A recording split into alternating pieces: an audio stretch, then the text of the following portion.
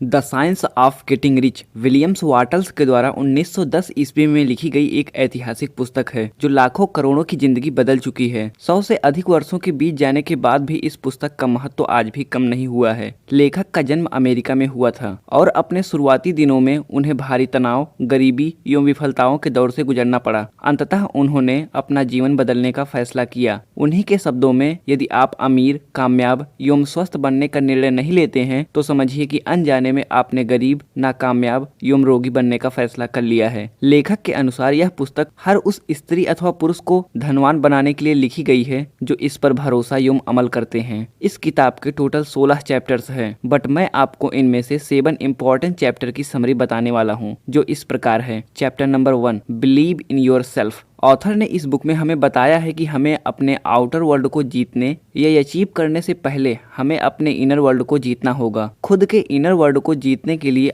आपको अपने अंदर के बिलीफ सिस्टम को इंक्रीज करना होगा, क्योंकि जब तक आप खुद पर बिलीव नहीं करोगे तो आप पर इस पूरे वर्ल्ड के 700 करोड़ लोग कैसे बिलीव करेंगे। कभी भी खुद पर डाउट ना करें, खुद पर पूरा विश्वास रखें, क्योंकि ऐसा कहा गया है कि भरोसा खुद पर रखो तो ताकत बन जाती है और दूसरों पर रखो तो कमजोरी बन जाती है। Chapter number 2, our thoughts. दोस्तों, हर चीज की शुरुआत एक थॉट से ही होती है। इस तरह से अमीर बनने की शुरुआत भी आपके थॉट से ही होती है। इसीलिए हमेशा अपने दिमाग में पैसों को लेकर अच्छे थॉट रखें। समाज हमें सिखाती है कि पैसा सभी बुराइयों का जड़ है। ऐसे नेगेटिव थॉट को दिमाग से हटा दें। पैसा कभी बुरा नहीं होता है, इंसान बुरा हो सकता है। ऐसे ही जब आपके दिमाग में एक बहुत अच्छा आइडिया आता है तो आप उसे एक बिजनेस में कन्वर्ट कर सकते हो, जो आगे चलकर आपको रिच बना सकता है। इसीलिए आज से ही एक थिंकर बनने की कोशिश करें। कुछ समय अकेले बिताएं। उस समय जितने भी आइडियाज आपके दिमाग में आए उन्हें लिख लें। यह हैबिट बना लेने से कभी न कभी आपके पास एक लाइफ चेंजिंग आइडिया जरूर आएगा। Chapter number 3, science of getting rich. अमीर बनना एक कला तो है ही, इसके साथ ही यह एक साइंस भी है। जिस तरह से फिजिक्स और बायोलॉजी आदि साइंस होती है, उसी तरह अमीर बनना भी एक साइंस की ही तरह है। इनमें भी कुछ फार्मूलाज और इक्वेशंस होते हैं। जरूरत है कि आप उन्हें जानें और समझें। नीचे वाले चैप्टर्स में कई सारे ऐसे साइकोलॉजिकल सूत्र दिए गए हैं जिनकी मदद से आप अपने अंदर अमीर बनने की मानसिक ताकत विकसित कर पाओगे, जिससे धीरे धीरे आप एक दिन अमीर बन सकते हैं और खुशहाल जिंदगी जी सकते हैं। Chapter number 4, nature gives opportunity to all. ब्रह्मांड सबको अमीर बनने का अवसर देता है। ऐसा नहीं है कि केवल कुछ लोग ही अमीर बन पाते हैं। अक्सर आपने ऐसे एग्जाम्पल्स देखे होंगे जब कोई गरीब आदमी आगे चलकर बहुत ज्यादा अमीर बन गया हो। धीरू भाई अंबानी भी इसी एग्जाम्पल में से एक हैं। इसी तरह मार्क जुकरबर्ग या एलन मस्क भी मिडिल क्लास फैमिली से ही थे, लेकिन नेचर ने उन्हें एक आइडिया दिया जिसने उनकी जिंदगी बदल दी। इसीलिए नेचर या ब्रह्मांड पर पूर्ण विश्वास करें। क्या पता